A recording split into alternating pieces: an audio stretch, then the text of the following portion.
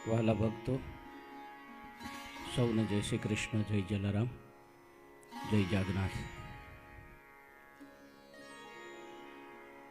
સત્સંગના માધ્યમથી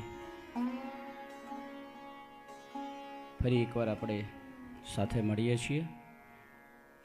આજનો વિષય છે દેવ પૂજા, ભગવાન પૂજા, ઈશ્વર પૂજા. ભગવાનની પૂજા આપણે કરતા તો હોઈએ છીએ, પણ એના અર્થની આપણને ખબર નથી હોતી. કેવી રીતે પૂજા કરવી, પૂજા કરવાથી શું લાભ થાય,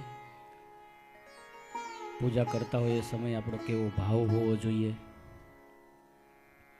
એટલે દેવ પૂજાનો અર્થ આજે આપણે સમજીએ.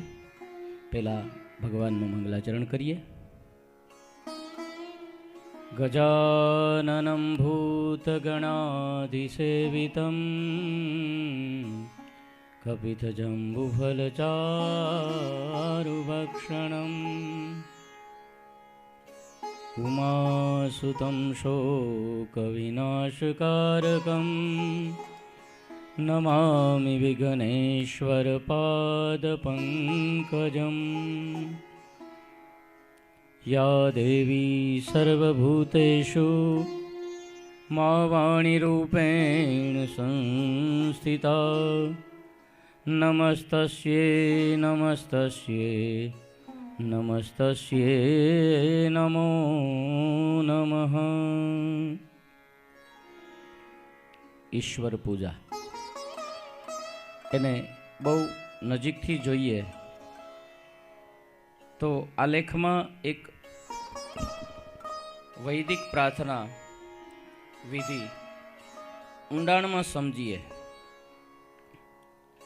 પહેલા વૈદિક ઈશ્વર લેખમાં ઈશ્વરની પૂજા કરવાના જે લાભ જણાવ્યા છે એને આપણે સમજીએ. આપણે પ્રશ્ન થાય કે જો ઈશ્વરની પૂજા કરવા છતાં આપણને કેમ આટલી બધી તકલીફો આવે છે?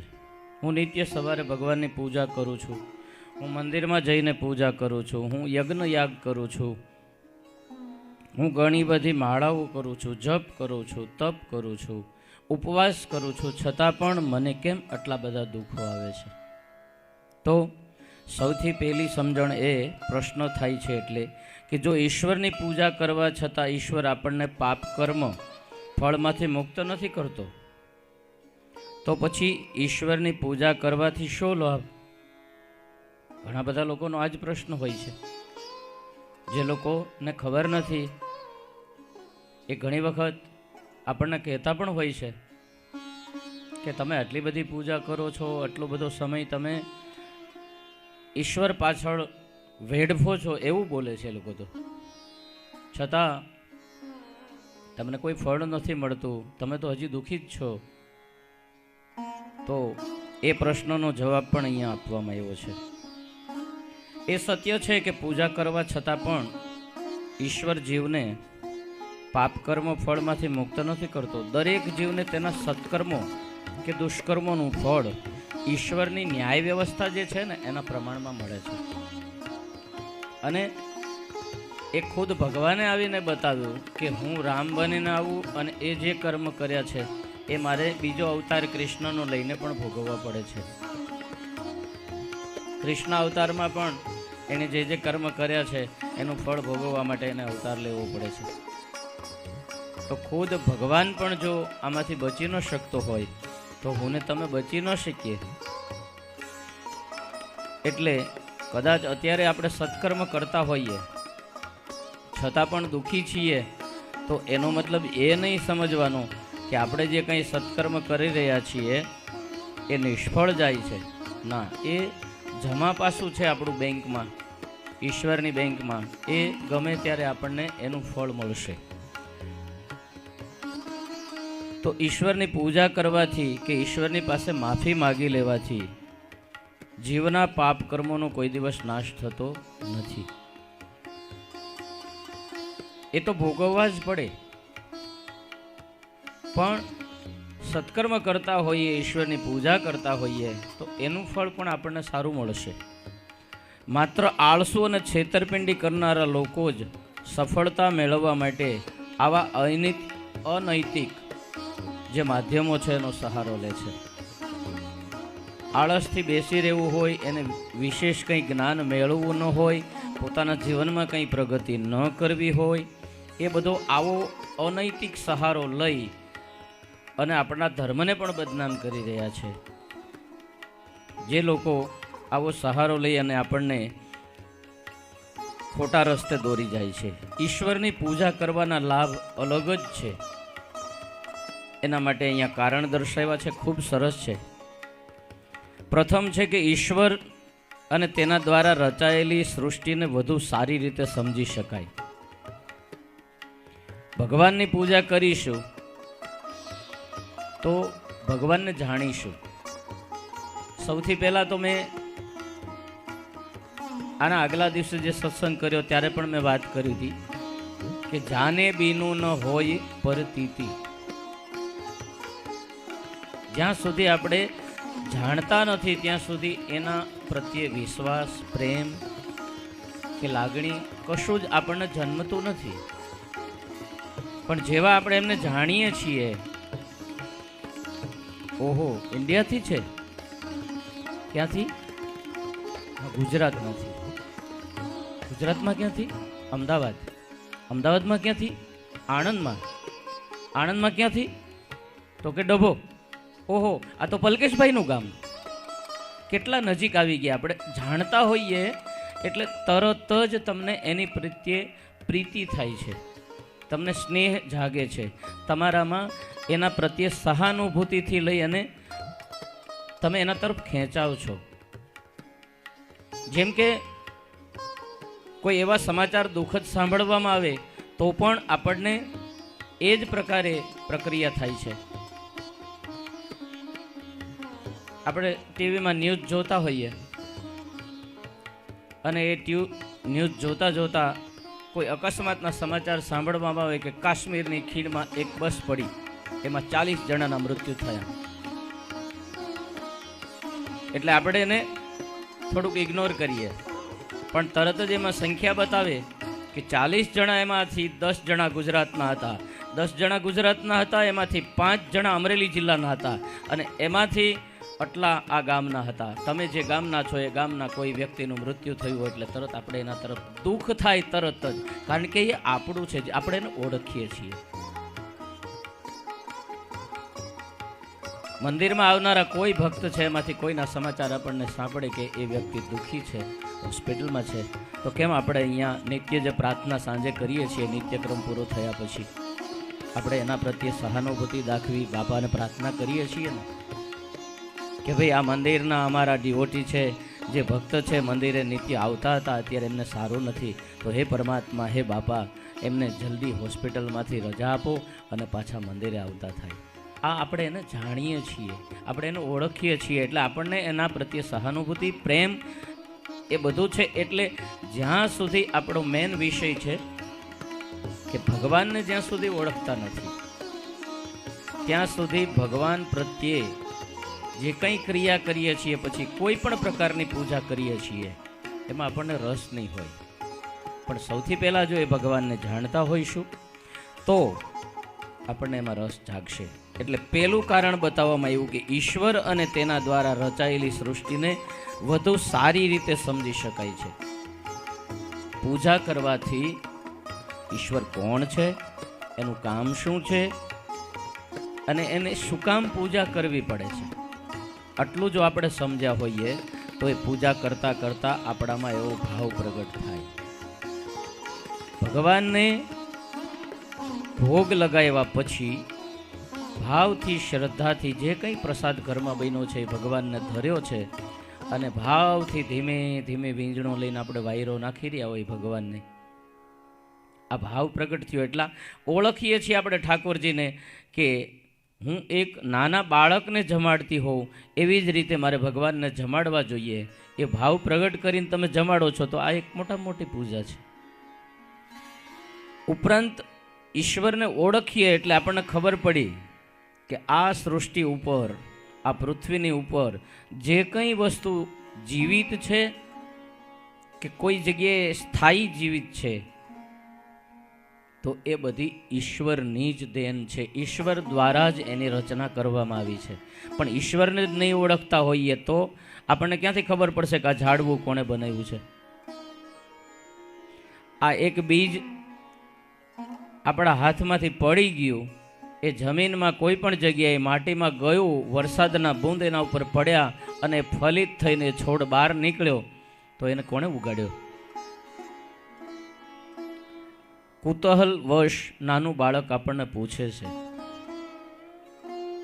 ત્યારે નાની નાની વાર્તાઓ કરીને પણ આપણે એને સમજાવીએ છીએ કે આ ભગવાન છે, ઈશ્વર છે, અને એની આ રચેલી સૃષ્ટિ છે, અને એ સૃષ્ટિની રચના કરનાર જે છે એની આપણે પૂજા કરવી જોઈએ.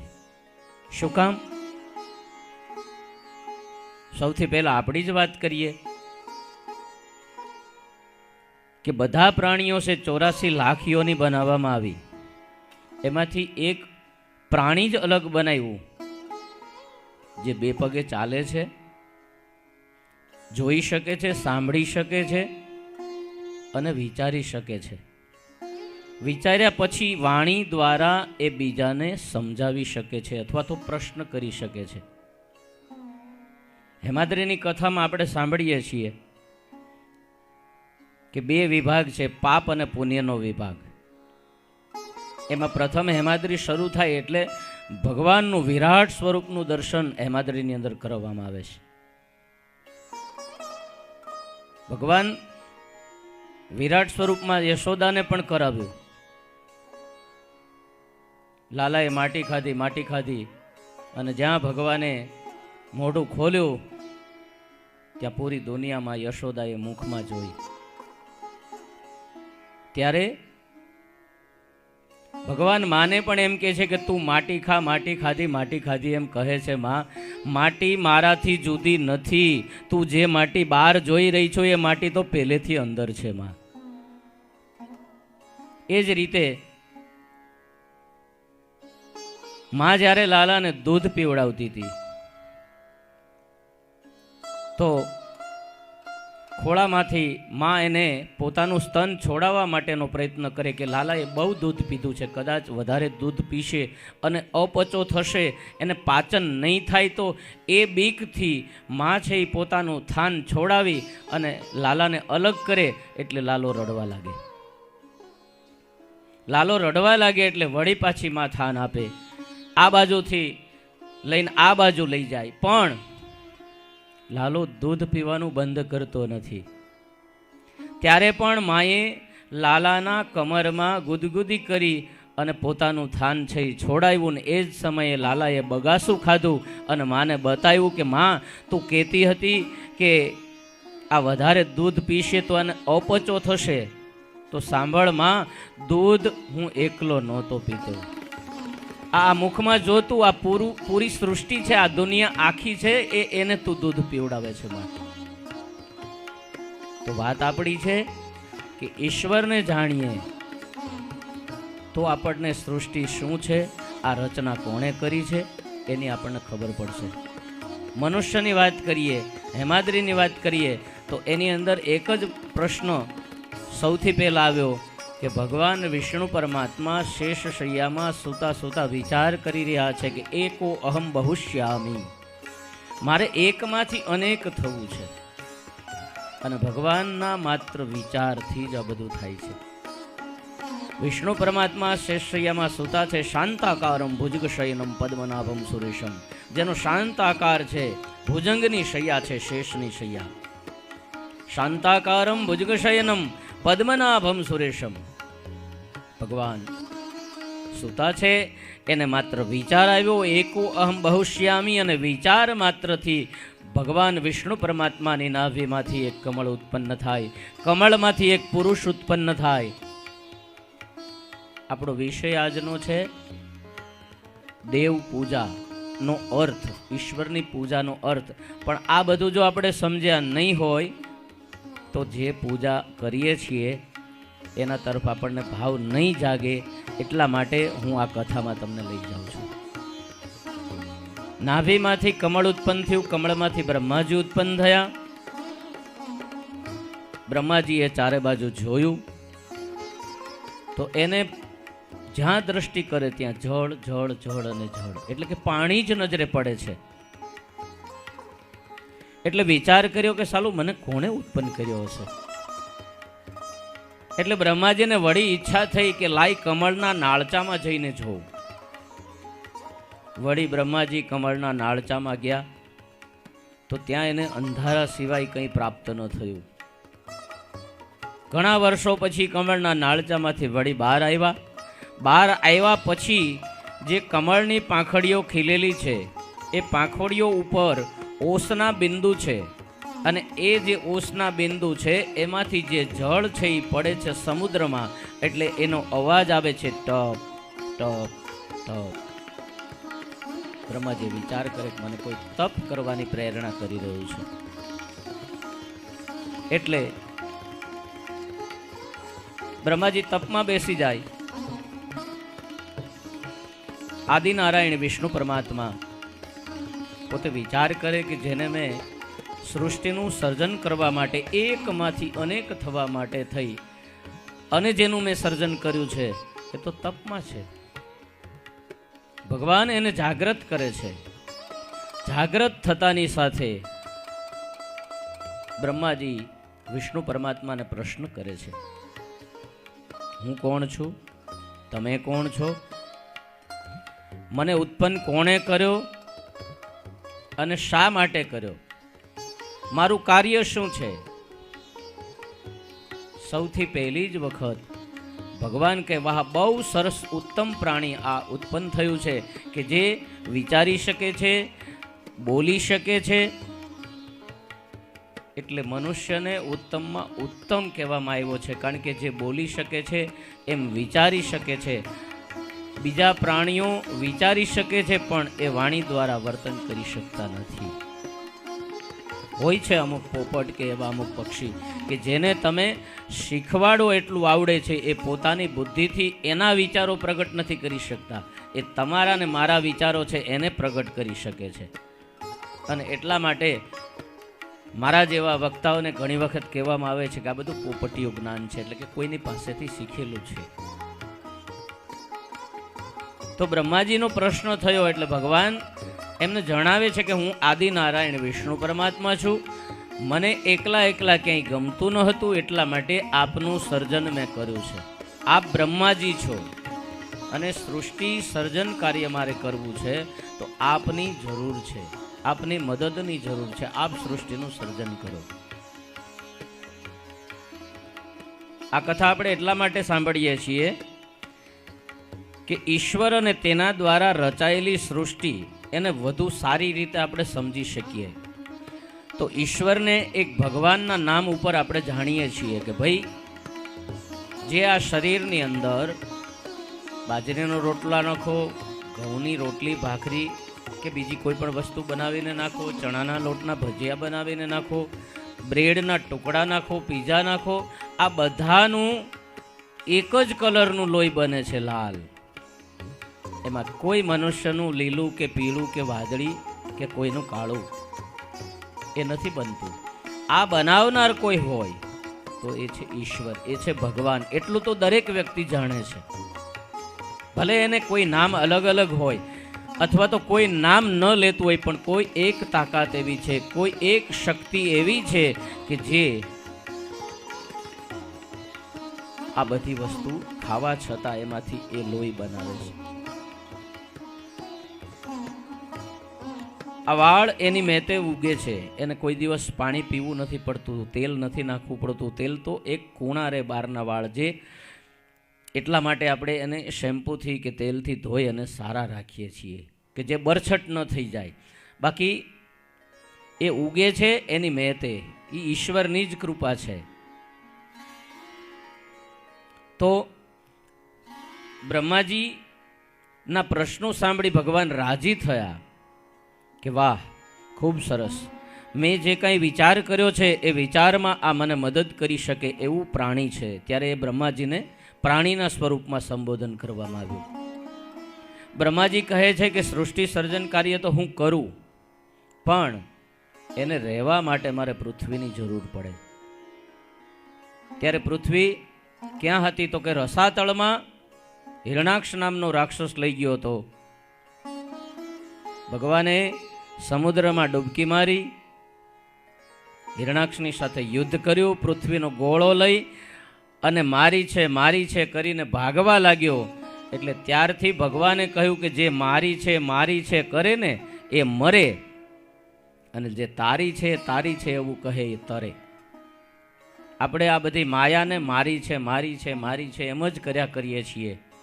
કંઈ પણ કોઈ પણને પૂછવામાં આવે તો આ કોનું છે, તો કે મારું છે. આ સંપત્તિ કોની છે, તો કે મારી છે. એટલે મારી કરે એ મરે. થયા વર્ષો અનેક પૃથ્વીને પરણી અગણિત ધણી સાથે. થયા પૃથ્વીને વર્ષો અનેક પરણી અગણિત ધણીની સાથે. તજી રામ કૃષ્ણ બુદ્ધે તૃણમલ સમજી પલકવારમાં. આજે એક બંગલો અથવા 5 વીઘાનું ખેતર હોય કે 100 વીઘાનું ફાર્મ હોય તો એને આપણે એના માલિક છીએ, હું એનો રાજા છું, આ 5 ગામ મારા છે, આવો અહમ મારા ને તમારામાં છે. કે જે પૃથ્વી અનેક સુધી કોઈ દિવસ કોઈની થઈ નથી અને કોઈ દિવસ કોઈની થવાની નથી. એ પૃથ્વી માટે થઈને આપણે અનેક પ્રયત્નો કરીએ છીએ અને અનેક ખોટા કામ કરતા હોઈએ છીએ. બ્રહ્માજીએ ભગવાન વિષ્ણુ પરમાત્માને જે કહ્યું એના દ્વારા હિરણાક્ષનો વધ કર્યો. ભગવાને પ્રથમ અવતાર વરાહનો ધારણ કર્યો. વરાહ કહેતા ભૂંડ જેવું એક પ્રાણી. પોતાના આગળના અગ્રદાંત ઉપર એ પૃથ્વીનો ગોળો છે એને મૂકી અને ભગવાન બહાર આવ્યા. આધાર શક્તિની ઉપર એ પૃથ્વીને સ્થાપન કરી. આધારભૂતા જગતસ્તો મેં કા મહી સ્વરૂપેણ યત સ્થિતાસી અપામ સ્વરૂપમ સ્થિતિયાતયે તદાપ્યાય તે કૃષ્ણ બલંગ વીર્યે. આધાર શક્તિની સ્થાપના કરીને એના ઉપર પૃથ્વીને સ્થાપન કરી. છતાં પણ પૃથ્વી છે એ હલી ન જાય એટલા માટે શેષની ફણા છે એના ઉપર આ પૃથ્વીનો ગોળો મૂક્યો. કારણ કે નીચે પણ ગોળ વસ્તુ હોય અને ઉપર પણ ગોળ. બોલની માથે બોલ રહી શકે નહીં, ગોળ હોય બે વસ્તુ તો. એટલે શેષ નારાયણની જે હજારો ફણા છે એના ઉપર આ પૃથ્વીને ગોઠવવામાં આવી. છતાં પણ આ પૃથ્વી હલી ન જાય એટલા માટે 10 એવા હાથીઓ છે. એ હાથીઓને પકડમાં પૃથ્વીને રાખવામાં આવી. ત્યારબાદ એની દિશાઓ નક્કી થઈ. પૂર્વ, પશ્ચિમ, ઉત્તર, દક્ષિણ, ઈશાન, અગ્નિ, નૈઋત્ય અને વાયવ્ય. ત્યારબાદ બ્રહ્માજીને કહ્યું કે હવે તમે સર્જન કરો. ત્યારે બ્રહ્માજીએ પૃથ્વીનું સર્જન કર્યું. પછી સૃષ્ટિનું સર્જન શરૂ કર્યું. તો એમાં અંડજ, સ્વેદજ અને ઉદ્ભિદ એવા 84 લાખ યોની બનાવી, પણ જેમાં મનુષ્ય હજી બન્યા નહીં. તો ભગવાને કહ્યું કે આ બધા ભૂતડાની મારે જરૂર નથી. મને તો મને ભજે, મને રાજી કરે, મને ઓળખે, જે વિચારશીલ હોય અને એની વાણીથી મને રાજી કરે, આવી કોઈ સર્જનની શક્તિ હોય તો કરો. ત્યારે બ્રહ્માજીએ પોતાના ડાબા અંગમાંથી એક સ્ત્રી ઉત્પન્ન કરી, જમણા અંગમાંથી એક પુરુષ ઉત્પન્ન કર્યો. જે પુરુષ ઉત્પન્ન થયો એ આપણે ભાગવતની કથામાં સાંભળીએ છીએ કે મનુ રાજા છે, અને જે સ્ત્રી ઉત્પન્ન થઈ ડાબા અંગમાંથી એ શત્રુપા છે. મનુ અને શત્રુપા આ બંને દ્વારા મૈથુની સૃષ્ટિની રચના થઈ. મનુ અને શત્રુપાના જે કંઈ સંતાનો થયા એ બધાને મનુષ્ય કહેવામાં આવે છે. આપણે મનુષ્ય શા માટે કહેવાના? બીજું કોઈ નામ નહીં ને. એટલે મનુનો મ, શત્રુપાનો શ એટલે મનુષ્ય. આ મનુષ્ય ભગવાનને જે ભજી શકે. બાકી 84 લાખ યોની બનાવી. અંડજ એટલે કે ઈંડામાંથી, અને સ્વેદજ એટલે કે જે ઓરના પડદામાંથી. અમુક ઈંડામાંથી જન્મ થાય છે અને અમુક ઓરના પડદામાંથી જન્મ થાય છે, અને એક પરસેવામાંથી જન્મ થાય છે. માથામાં પહેલાના સમયમાં જૂ કહેતા ટોલા પડતા. તો એનું નિરૂપણ ત્યાં કોણ કરવા ગયું?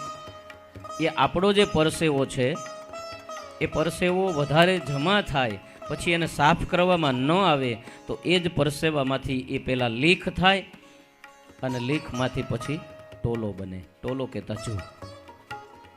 એટલે એક જૂની કહેવત છે કે કંઈક કોઈક બહુ મોટી મોટી વાતો કરતું હોય તો આપણે ઘણી વખત એમાં કહેતા કે ભાઈ લીખ ફાટીને શું થશે, બહુ તો ટોલો થશે ને. લીખમાંથી જૂ બનશે, એનાથી વિશેષ કાંઈ નહીં થઈ શકે. એટલે એક કોઈના વ્યક્તિ કોઈ બહુ મોટી વધારે પડતી એની હેસિયતો એના કરતાં વધારે વાતો કરતો હોય તો એના માટેનું આ એક કહેવત છે કે લીખ ફાટીને ટોલો થશે. એમ 84 લાખ યોની બની મનુષ્ય બન્યો. એટલે એ મનુષ્ય છે એ ધીમે ધીમે ધીમે ઈશ્વરને ઓળખવાનું ચાલુ થયું અને આ રીતે આ સૃષ્ટિની રચના થઈ. એટલે પહેલો જે જવાબ છે આપણો પ્રશ્ન હતો કે જે પૂજા કરવાની છે એ પૂજા માટે આપણો પ્રશ્ન હતો કે ભગવાનની પૂજા શા માટે કરવી જોઈએ. અને પૂજા કરતા હોવા છતાં પણ આપણા પાપ કર્મ છે એ બધા નાશ નથી થતા, એને ભોગવવા જ પડે છે. એનું જવાબ હજી પછી આવશે. પણ પહેલું કારણ જે દર્શાવ્યું કે ઈશ્વર અને તેના દ્વારા રચાયેલી સૃષ્ટિને વધુ સારી રીતે સમજી શકીએ. સારી રીતે સમજવામાં તમે વિચાર કરો, અત્યારે ઇન્ટરનેટના માધ્યમથી જે જંગલને કોઈ દિવસ આપણે જોઈ ન શકીએ એ ઘરે બેઠા બેઠા જોઈ શકીએ છીએ. જે ઝાડ છે એ ઝાડના કલરના સાપ જોવા મળે છે. જે ઝાડ જે ટ્રી છે એના પાંદડા હોય છે એ આકારના પતંગિયા જોવા મળે છે, એ પ્રકારના ટીડડા જોવા મળે છે. અનેક ઝીણી ઝીણી જીવાતો છે એ બધી જ અલગ અલગ પ્રકારની. તો આ રચના કોણે કરી? આ ઈશ્વરની રચના છે. આ એની જે રચના છે એને એક વખત જોઈએ પેટ ભરીને ત્યારે ખબર પડે કે આ અને કોઈ ફરવાના સ્થળે આપણે જઈએ છીએ અને જે કોઈ દિવસ જોયું નથી એવું જ્યારે જોઈએ છે ત્યારે આપણા શરીરમાંથી આપણા અંદરથી નીકળી જાય કે વાહ કુદરત ક્યાં નજારા હે. હે ઈશ્વર, તારી સૃષ્ટિ ન્યારી છે. આ સૃષ્ટિની ઓળખાણ થઈ. સૃષ્ટિને ઓળખીએ એટલે સૃષ્ટિને રચનાર કોણ છે ત્યાં સુધી જવાની આપણને એક ઈચ્છા જાગે. એટલે પૂજા કરતા હોય ત્યારે પણ ઈશ્વરને ઓળખવા માટે સૃષ્ટિની ઓળખાણ જરૂરી છે. પૂજા પણ એમનામ નથી થતી. પૂજાની અંદર જે સામગ્રી ગોઠવવામાં આવે છે એમાં કંઈ નહીં હોય તો ચોખા ને ફૂલ બે તો જોઈએ જ છીએ. તો એ ક્યાંથી આવ્યા? ફૂલો અનેક છે, ઉગે છે એક જ પૃથ્વીમાં, છતાં બધાના કલર અલગ અલગ છે, સુગંધ અલગ અલગ છે, દેખાવ અલગ અલગ છે. કોઈ નાનું, કોઈ મોટું, કોઈ વધારે મોટું, કોઈ એકદમ નાનું. તો આ છે ઈશ્વરની સૃષ્ટિની રચના. આને ઓળખવી પડે. પંચામૃત, દૂધ, દહીં, ઘી, મધ અને સાકર એ પણ શા માટે ચડાવીએ છીએ ભગવાનને? એની પણ ઓળખ હોવી જોઈએ. તો આ સૃષ્ટિને ઓળખીએ તો એ સૃષ્ટિ કેટલા પૃથ્વી દ્વારા જે વસ્તુ ઉત્પન્ન થઈ છે એ આપણે પાછી કોને આપીએ છીએ અને કહીએ છીએ તેરા તુજકો સોંપ દે તો ક્યાં લાગેગા મોર. બનાવેલું બધું ભગવાનનું છે પણ અર્પણ પાછું એને જ કરવાનું છે. આ બધી જ વસ્તુ અર્પણ કરીએ તો ધીમે ધીમે ધીમે ધીમે આપણને ઈશ્વર પ્રત્યે આ જાતને સમર્પણ કરવાની ઈચ્છા જાગે. પૂજા છે ભગવાનની એટલા માટે કરવામાં આવે છે કે સૌથી પહેલી ઈશ્વરની ઓળખાણ હોવી જોઈએ કે ભગવાન કોણ છે, હું કોની પૂજા કરું છું, શા માટે કરું છું એ પછીની વાત છે. પણ સૌથી પહેલાં હું પૂજા શા માટે કરું છું, હું કોની પૂજા કરું છું, એ જો આપણને ખબર હશે તો એના પ્રત્યે આખો ભાવ અલગ થઈ જશે. ઘણી વખત શરીરના પ્રોબ્લેમના હિસાબે આપણે નીચે ન બેસી શકતા હોઈએ તો કદાચ ઉપર બેસીને પૂજા કરીએ, બરાબર છે. પણ જો શરીરમાં પલોઠી વાળીને નીચે બેસીને પૂજા કરાતી હોય તો ભગવાનથી ઊંચા આસને આપણાથી ન બેસાય. ભગવાન હંમેશા આપણાથી ઊંચા આસન પર હોવા જોઈએ. ભગવાન નીચે અને આપણે ઉપર, તો એનાથી ઉપર તો આપણે છીએ જ નહીં. કારણ કે જ્યાં સુધી શ્વાસની આવન જાવન એના હાથમાં છે, એને જેટલા લખ્યા છે ને એટલા જ બહાર નીકળે છે ને એટલા જ અંદર જાય છે. એ સ્વિચ આમ કરીને આમ પાડી દે એટલે શ્વાસ બંધ થઈ જાય. ઘરના તમામ સભ્યો કહી દે કે રામ નામ સત્ય, દીવો ઓલવાઈ ગયો. એટલે કોઈ પણ પ્રકારની પૂજાની અંદર પ્રથમ તબક્કો છે કે ઈશ્વર અને તેના દ્વારા રચાયેલી સૃષ્ટિને સારી રીતે સમજી શકીએ.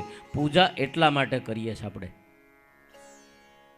પણ આપણો ભાવ કેવો હોય છે કે હું પૂજા કરીશ અને મને એટલો ધન લાભ થશે, હું પૂજા કરીશ એટલે મારા કરેલા બધા પાપોનો નાશ થશે.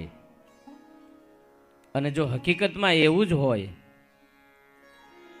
આ હેમાદ્રીની કથા મેં તમને થોડીક કહી, ઘણી છે, પણ હેમાદ્રીની કથા છે એમાં એવું આવે છે, શા માટે આપણે કરીએ છીએ તો કે કરેલા પાપ કર્મ છે એને નાશ કરવા માટે, અને આવનારા દિવસોમાં તમારું જે કંઈ પ્રસંગ છે એની અંદર કોઈ પણ પ્રકારનું સૂતક આવ્યું હોય તો એ સૂતક પણ તમને ન લાગે, અને બીજા નંબરમાં આ દેહ છે એ શુદ્ધ થાય. એટલે 10 વિધિ સ્નાન કરવામાં આવે છે. તો ઘણી વખત ઘણા બધા યજમાનો મને પૂછતા હોય છે કે મહારાજ આખું વર્ષ પાપકર્મ કરીએ ને પછી એ મોટી જબરજસ્ત હેમાદ્રી કરી નાખીએ અને એ સમયે પાપનો પસ્તાવો કરીએ તો એ પાપમાંથી મુક્ત થઈ જવાય? પણ એમ ના થવાય. પાપમાંથી મુક્ત થયા છે પણ એને કરેલા પાપો છે એનું ફળ તો ભોગવવું જ પડે છે. હા, તમે વાલીઓ લૂંટારો હોય એમાંથી વાલ્મીકી ઋષિ બની શકે. કચ્છનો કાળો નાગ જેસલ જાડેજો છે એમાંથી એ જેસલ પીર બની શકે. પણ એણે જ્યારે તોરલનો સંગ કર્યો જાડેજાએ, અને પછી એનામાં જે ફેરફાર થયા, પણ એ સંત બન્યો ત્યાં સુધી એમને કેટલા દુઃખો ભોગવવા પડ્યા હતા એની આખી કથા વાંચીએ ત્યારે ખબર પડે કે જેનાથી ગામના ગામ બંધ થઈ જતા દરવાજા, એ જેસલને માથે પોટકું બાંધી અને તોરલ છે એ કપડાં ધોવા માટે નદીએ મોકલતા. ગામોના ગામ બંધ થઈ જતા, ખાલી નામ પડે કે જેસલ આવ્યો છે ત્યાં છોકરા રોતા બંધ થઈ જાય, ગામોના ગામના દરવાજા બંધ થઈ જાય. કચ્છનો કાળો નાગ કહેવાય. હવે કેટલું દુઃખ પડ્યું હશે વિચાર કરો તમે. એટલે ભગવાનની પૂજા કરવાથી ભગવાનની ઓળખાણ થાય, ભગવાને રચેલી સૃષ્ટિ છે એની ઓળખાણ થાય, એને સારી રીતે સમજી શકીએ એટલા માટે આપણે પૂજા કરીએ છીએ. બીજું કારણ દર્શાવવામાં આવ્યું કે ઈશ્વરના ગુણોને વધુ સારી રીતે સમજીએ, તેને આપણા જીવનમાં ધારણ કરી શકાય. ભગવાનની પૂજા કરીએ તો ઈશ્વરના ગુણો, તો આપણે વિચારવું જોઈએ કે ઈશ્વરના ગુણો શું છે. આપણો સત્સંગનો ટાઈમ અહીંયા પૂર્ણ થાય છે. આપણે આ સત્સંગ દેવ પૂજા, મિનિંગ ઓફ દેવ પૂજા એ જ્યાં સુધી પૂર્ણ ન થાય ત્યાં સુધી કદાચ હું માનું છું કે હજી 2 દિવસ ચાલશે, તો એ 2 દિવસ કન્ટિન્યુ જ કરીશું. આજના સત્સંગને આપણે અહીંયા વિરામ આપીશું. વિષ્ણુ સહસ્ત્રના પાઠ